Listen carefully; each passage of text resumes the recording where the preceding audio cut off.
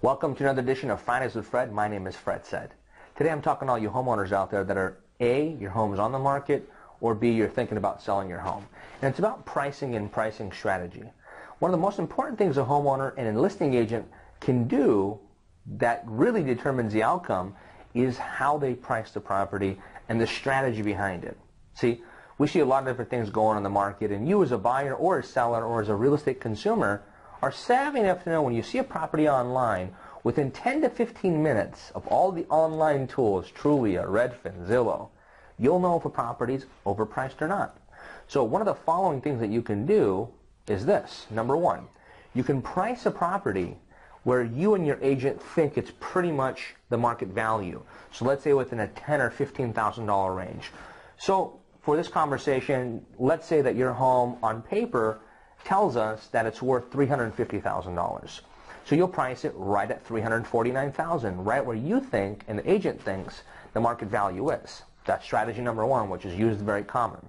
Number two, which is also used depending on the market and the location, is underpricing the property. So if it's worth $350,000 and all the comps say that, then you and your agent might say, you know what, we want to move it fast and we want to let the market tell us what it's worth.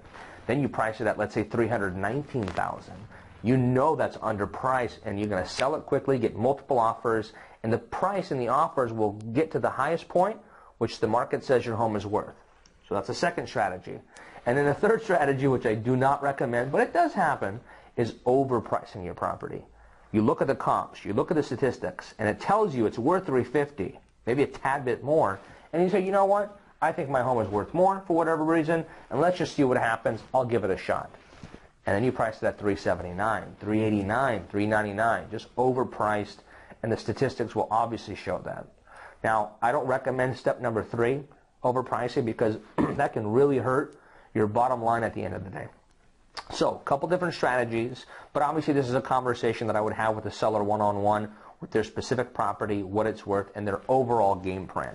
But just so you know, pricing strategy when it comes to listing and selling real estate is super important. So make sure whatever agent that you use, they know the market, they know your value, and they have a good strategy. Any questions whatsoever in regards to this topic or anything else with OC Real Estate whatsoever, contact us 7 days a week at 949-272-0125. And for everything OC Real Estate, go to www.bestocproperties.com and tune in next week for another awesome edition of Fridays with Fred. Why?